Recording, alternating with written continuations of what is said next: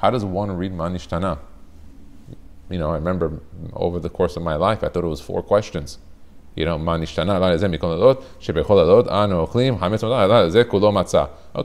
what's this night different from this one? Every night we eat crackers and bread, and tonight it's only going to be crackers, no bread. Okay, and we go through the 4, and one might think that that's actually what it is. And I think that if you look on the nuance on this, you'll pay attention that it's actually just one question. What you thought were the 4 questions were just one long question, and those weren't even answers. Let's take a look. It says, and that what would have been the answer here, that from the Haggadah, from the NISHTANA being that all those 4 were one questions, what is the answer? The answer was, why is this night different? It's because we were slaves in Egypt, and so now that we're not, that's what we're celebrating. Not NISHTANA, like, why is this night different?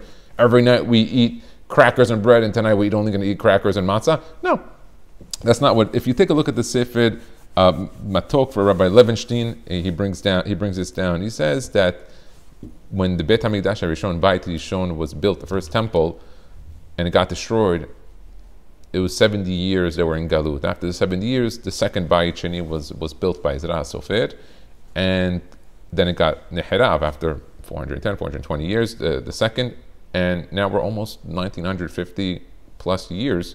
We're in Galut, almost 2,000 years in Galut. And Galut is sometimes referred to as the night. It's the darkness. We're not at home. We don't have everything. It's the in Laila. It's the darkness. And the question is, why is this Galut so long? If the first one ended in 70 years, why is this one taken so long? Why is it so? Walama hagalut hazeh kol kach aruka, he asks. Why is this Galut so long? And he says that, why? Because halayla hazeh kulanu misubin. He says, because on this Laila, this Galut, we're all misubin. What does that mean? What is misubin? So if you look at Hilchot Shabbat, the Lametet Melachot, there's one of them is the Melacha of Lash.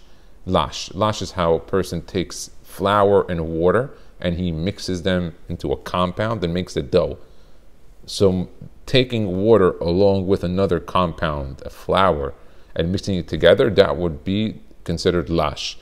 And the Shulchan Aruch, look at Orach Hayim Siman Shin Chaf Aleph Yudalet, he explains to you what are the rules of it. And in short, a person, they're madbik, they glue. The water goes into a flour, they glue together, they make a third item, a new item, and from there, that is the isur. So it says, what's subin? In Hebrew, the word subin, samech vav bet yud nun, is actually an item. If you look in Masechet Shabbat, kaf amud bet, and hulin peichet amud bet, it talks about subin. Subin is also a type of grain of a sort, but with subin, if you mix it with water on Shabbat, you're not hayav the isur de oraita of lash. A person doesn't, because when the subin go together with the water, it doesn't make a dough. It doesn't fully make it into the dough like a regular flour. Therefore, it doesn't get the isur or the sin or the problem of going against the deoraita. So Rav Levenstein says, what's the problem? He says, Halayla hazeh kulanu misubin, that in this night, why this Laila, why this Galut is so long? It's because we're all musubin. What are we, musubin? It's like we're like the subin when it comes to Lash. He goes, no matter how much Shemayim, how much Torah, how much we put together, he goes, we still stay separate. We continue the Sinat Hinam day in and day out. He says, that's why kulanu misubin. And if we don't fix this problem, then the Galut continues. It continues year in and year out, which is why the first night of Pesach will always be the first night of Tisha B'Av. Why are these 2 nights connected? The 2 nights are connected to tell you, if you're still doing the one question of the NISHTANA, the one long question, you know why? It's because kulanu misubin.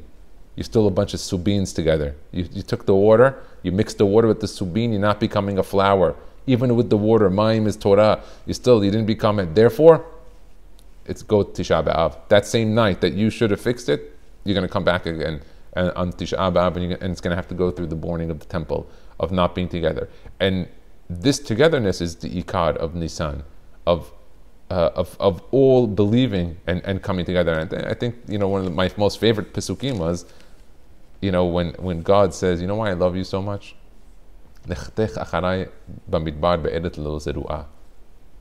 What made God the happiest out of everything that happened was that no matter what, we didn't even know where we were going.